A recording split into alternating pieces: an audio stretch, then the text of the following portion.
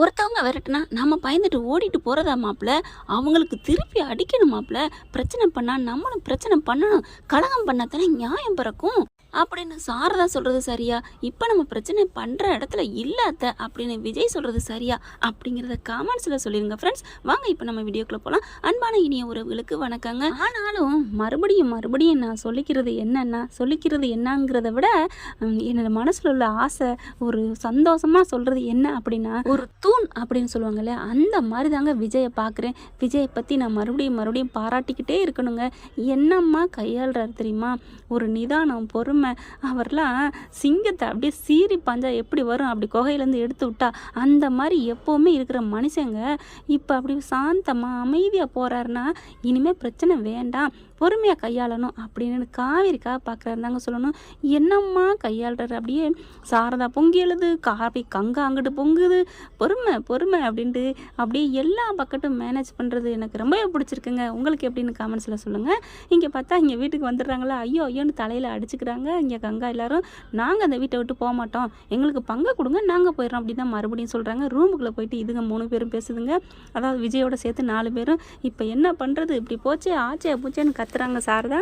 அந்த சமயம் பார்த்து இங்கே இருக்கிறது பிரச்சனை, நம்ம இங்கேருந்து போயிடுவோன்னு விஜய் சொல்கிறாரு. உடனே அந்த கங்கா பழைய மாதிரி கொஞ்சம் தூக்கி பேசுது, இங்கேருந்து போயிடணும்னா அப்போ அவங்க இங்கே இருக்கணுமா, ஐயோ கங்கா அப்படிங்கிறாருங்க. இந்த வாட்டி தாங்க கோதாவரியெல்லாம் போயிட்டாங்க, கங்கான்னு சொல்கிறாரு. அவங்களும் இருக்க வேணாம் நம்மளும் இருக்க வேணாம் அப்படிங்கிறாரு விஜய். நம்ம பேசி பார்ப்போம் அத்தை, அவங்க போகிறாங்களா இல்லையா அப்படின்ட்டு, போகலே நம்ம கிளம்பிடுவோம், இங்கே இருக்க வேணாம் அப்படின்ட்டு வெளியில் வராங்க. என்ன பேசிட்டீங்களா, என்ன முடிவு பண்ணிட்டீங்க அப்படிங்கிறாங்க அந்த கிருஷ்ணா. அவங்க எல்லாம் அந்த பொண்ணு என்னமோ தெரில அமைதியாக தாங்க இருக்குது. இவன் தான் ரொம்ப துள்ளுறான், ஓவராக வாங்கின காசுக்கு அதிகமாகவே நடிக்கிறான். யார்கிட்ட தெரியுமா, பசுக்கிட்ட தான் அப்படி தாங்க சொல்ல தோணுது. அடுத்து பார்த்தா இங்கே பாருங்கள், மரியாதை சொல்கிறேன், போங்க வீட்டை விட்டு அப்படிங்கிறாங்க. உங்களுக்கு எதுக்குடா நான் பங்கு தரணும் அப்படின்னு காய்ச்சி மூச்சுன்னு கத்துறாங்களா. கங்கா ஒரு கட்டத்துக்கு மேலே வயிறு வலி வந்துடுது, ஐயோ அம்மான்ட்டு அப்படியே விழுகிறாங்க, தாங்கி பிடிக்கிறாங்க. அந்த சமயமே நம்ம விஜய் வந்து ஐயோ என்னாச்சு அப்படின்னு அவர் பதட்டம் இருக்குது பார்த்தீங்களா, உண்மையிலே வேறு லெவலுங்க. என் கண்ணு ஃபுல்லாக விஜயை மட்டும்தான் பார்த்துக்கிட்டு இருந்துச்சுன்னு சொல்லலாம். காவேரியும் தான், காவேரி என்ன நம்ம புருஷன் செல்கிறாரு, என்ன செய்கிறாரு அப்படியே பேந்த முழிக்கிறாங்க. அடுத்து என்ன பண்ண போகிறாரு அப்படிங்கிற மாதிரி. தயவு செஞ்சு கொஞ்சம் வெளியில் போங்க அப்படின்னு இப்படி டக்குன்னு கங்கா கிட்ட உட்காந்து இந்த ஆறுதல் பண்ணவர். அந்த மனுஷன் எந்திரிச்சு நின்று அந்த 3 பேர்த்தையும் வெளில போங்க ப்ளீஸ் அப்படின்னு கெஞ்சுறாரு. ஆனால் அவரெல்லாம் எப்பேற்பட்ட மனுஷங்க, விஜயெல்லாம் சும்மா பாஞ்சு வர்ற அப்படி காட்டாத்து வெள்ளம் மாதிரி. இன்றைக்கி அடங்கி உடங்கி வராருன்னா இவங்களோட நல்ல நேரம்னு தான் சொல்லணும், வேறு வழி இல்லை. அந்த பிள்ளை என்ன பண்ணுது, முத்துமலர் டே வாடா அப்புறமா பேசிக்குவோம் அப்படின்னு வெளியில் போயிடுதுங்க. பெட்டி படிக்க வச்சுட்டு போகிறீங்களடா அப்படின்னு நான் நினச்சேங்க. அடுத்த சீன் என்ன தெரியுமா, அதுக்கப்புறம் தான் போயிட்டாங்க, வாங்க நம்ம போவோம் அப்படிங்கிறாங்களா. கங்கா பார்க்குது, இல்லை இதெல்லாம் சரி வராது, புத்தூருக்கு பயந்து புளியூருக்கு போன கதை அப்படின்னு ஒரு பழமொழி இருக்குது, அந்த மாதிரி தான் கங்கா நினைக்கிறாங்க. அங்கே மட்டும் என்ன, அங்கே உங்கள் பாட்டி, உன் சித்தி, உன் சித்தப்பேன் எல்லோரும் இருக்காங்களே, இங்கே இதுகளுக்கு பயந்து அங்கே சிங்க வாய்க்கில் போக முடியும், இல்லை முதல்ல வாய்க்கில் போக முடியும் அப்படிங்கிற மாதிரி தான் கங்கா நினைக்கிறாங்க. ஆனாலும் விஜய் வந்து அப்படிலாம் நீங்கள் நினைக்காதீங்க, வாங்க நம்ம பார்த்துக்குவோம், அது நம்ம வீடு, நான் இருக்கேன் அப்படிங்கிற மாதிரி கூப்பிட்றாரு. ஒரு வழியாக சமாதானப்படுத்தி எல்லாரும் கிளம்புறாங்க. வெளியில் அந்த அவங்க வச்சுட்டு போனாங்களே வீட்டுக்குள்ளே, அந்த பையன் எல்லாம் மூட்டை முடிச்செல்லாம் வெளியில் கொண்டு வந்துடுறாரு நம்ம விஜய். கொண்டாந்து பார்த்தோன்னே அதுக்கு 3 என்ன வெளியில் வருது எல்லா பொருளும் அப்படின்னு வேகமாக ஓடியாருதுங்க. ஆனால் அதுக்குள்ள அவர் கதவை சாத்தி நீங்கள் எல்லாம் கீழே இறங்குங்க அப்படின்னு இறக்கி விட்டுறாரு. விஜய் மட்டும் தான் நிற்கிறாரு. ஹலோ என்ன எங்களை விட்டுட்டு நீங்கள் பாட்டுக்கு போகிறீங்க அப்படி இப்படிங்கிறேன் அந்த துள்ளுறேங்க அந்த கிருஷ்ணாநதி. விஜய் என்ன பண்ணுறாரையோ பாயா அப்படிங்கிறாங்க. இங்கே பாருங்கள், நாங்கள் உங்களுக்கு தொந்தரவு கொடுக்கக்கூடாதுன்னா அந்த கொடைக்கானல் விட்டு சாவியை கொடுத்துருங்க, அங்கே போய் நாங்கள் இருந்துக்கிறோம், என்னங்கடி அடிங்க கொய்யால அப்படிங்கிற மாதிரி தான் இருக்குது. முத்துமலரு ஓவர் தாண்டி, அந்த பசுபதி கொடுத்த காசுக்கு 500 ரூபாய்க்கு நீ 1000க்கு நடிக்கிறேன்னு தான் சொல்லணும். ஆனால் பார்த்தா எவன் விட்ட யாரடி கேட்குறது, போய் செத்து போனானே அந்த மனுஷன்ட்ட போய் கேளு அப்படின்னு தாங்க சாரதா சொல்லிட்டு கிளம்புறாங்க. விஜயும் தள்ளுறா அப்படிங்கிறாரு அந்த பயலை பார்த்து. என்ன இன்னும் வர்றான் எகிரிக்கிட்டு. ஆனால் விஜய் சொல்கிற மைண்ட் வாய்ஸ் என்ன தெரியுமா, உள்ளுக்குள்ள சிங்கம் தூங்கிக்கிட்டு இருக்கு, அதை வெளியில் தட்டி எழுப்பிடாத அப்படிங்கிற மாதிரி தான் எனக்கு தோணுச்சு. அதுக்கப்புறம் தள்ளியா அப்படின்ட்டு கிளம்பி போயிடாரு. சாவியை எங்கே படிச்சிருவானோ அப்படின்னு நினச்சேன். ஆனால் அவன் பறிச்சிருந்தானே அப்புறம் மஞ்சா சோத்தை எடுத்துருவார், அது வேறு. அதுக்கப்புறம் இறங்கி போயிடாரா. என்னம்மா இப்படி ஆயிடுச்சு, நான் அதுக்கு தான் சொன்னேன் கேட்டியா, நீ ஏன் வெளியில் வந்த அப்படி இப்படின்னு குதிக்கிறான் அந்த கிருஷ்ணன். சரி விடுறா பார்த்துக்கலாம் விடு அப்படின்னு சொல்லிட்டு உடனே ஃபோனை போடுறாங்க. ஃபோனை போடுறது யாருக்கு தெரியுமா, அந்த பசுபதி தான், வேறு யாருக்கு. நாம தான் அப்போவே சொன்னோமேங்க, பசுபதி தான் இதுக்கு எல்லாம் காரணம்ன்ட்டு. அடுத்து பார்த்தா இவங்க எல்லாரும் காரில் வந்துக்கிட்டு இருக்காங்க. காரில் வரையிலே மறுபடியும் கங்கா அப்படியே புலம்பிக்கிட்டே வருது. அங்கே போகிறது சரியில்லைங்க அப்படின்னு சொல்லிட்டு, அக்கா விடுக்கா நான் பார்த்துக்கிறேன்க்கா, கொஞ்சம் நாளைக்கு தானேக்கா அப்படிங்கல. இங்கே சாரதை நம்ம என்ன சொல்லுது, அப்படின்னா நம்ம நாங்கள் தங்கியிருந்தோம் பார்த்தீங்களா அந்த இடத்துக்கு போகிறோம்.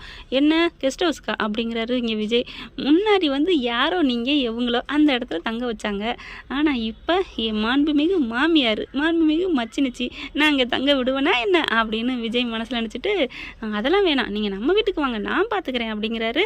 காலம் ஒரு பார்த்தீங்களா ஒரு சக்கரம்னு சொல்லுவாங்க.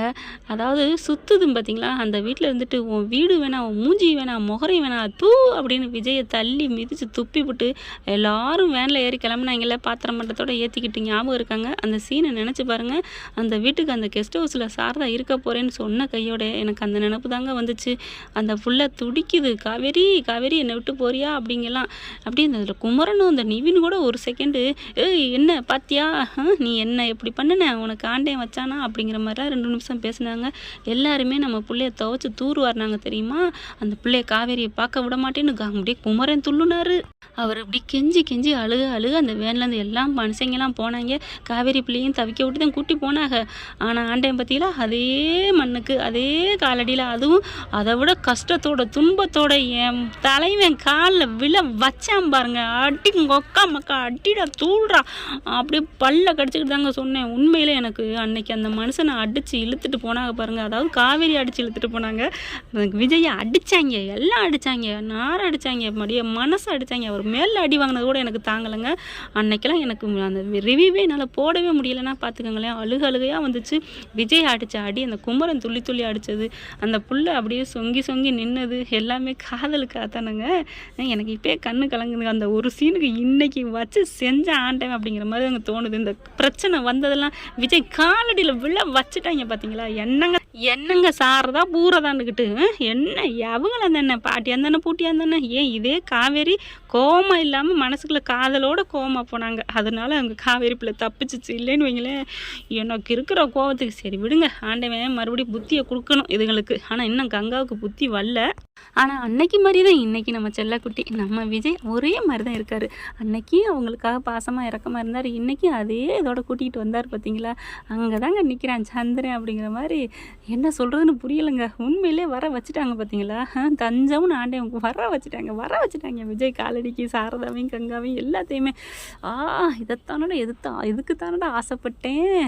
ஐயோ வேறு லெவலுங்க. ஐயோ அப்பா, இனிமேல் என்ன வேணாலும் நடந்துட்டு போகுதுங்க. ஆனால் என் தலைவன் காலடியில் வர வச்சுட்டேன் ஆண்டவன். அதுதான் எனக்கு இன்னும் எத்தனை வாட்டி வேணாலும் சொல்லிக்கிட்டே இருக்கலாம். எனக்கு அப்படியே புல் அரிக்குது. எனக்கு இந்த சீனை நினச்சி வந்துடுறாங்க. வீட்டுக்கு வந்தால் ஆப்பு அங்கே ரெடியாக நிற்கிது. இதுகளுக்கு முன்னாடி வந்து நிற்கிதுங்க. எப்படி இருக்கும் படத்துல தான், பேய் படத்தில் நம்ம போனோம்னா டங்குன்னு பேய்க்கு பயந்துட்டு இங்கிட்டு போவோம், பக்குன்னு முன்னாடி வந்து நிற்கும். அப்படியே பயந்து இங்கிட்டு திரும்புவோம், இங்கிட்ட யூட்டன் போட்டால் அங்கேயும் வந்து பேய் நிற்கும். அதே மாதிரி நிற்கிதுங்க. பகிருங்குது. இறங்கி வந்து எங்கே ஏண்டி வந்தீங்க அப்படின்னு கத்துறாங்க சாரதா. அப்புறம் நாங்கள் எங்கேக்கா போகிறது, நல்லா அடக்கி வாசிக்க வச்சுருக்காங்க முத்துமலரை. எங்களுக்கு நியாயம் வேணும், அந்த பங்கு வந்துட்டா நாங்கள் கொஞ்சம் கடனை அடைச்சிட்டு நிம்மதியாக இருப்போம்ல அப்படிங்குதுங்க. யார் பங்கு யாருக்கிடி வர்றீங்க அப்படி இப்படின்னு கத்துறாங்க. அன்பு சும்மாவா விடுவார், தாம் தூம் தைய தக்க செம்மையாக வழக்கம் போல் மறுபடியும் இவங்க கத்த அவங்க கத்த. ஆனால் யார் என்ன கத்துனாலும் நம்ம தலைவர் காவேரிக்காக இறங்கி களத்தில் இறங்குவார், கலனி எடுப்பாருங்க. ஓகே ஃப்ரெண்ட், பார்க்கலாம் என்ன நடக்க போகுதுன்னு. இந்த பதிவு உங்களுக்கு பிடிச்சிருந்துச்சுன்னா உங்கள் பொண்ணான கையால் ஒரு லைக்கை போட்டு ஹைக் பண்ணி சப்ஸ்கிரைப் பண்ணிடுங்க. Thank you friends.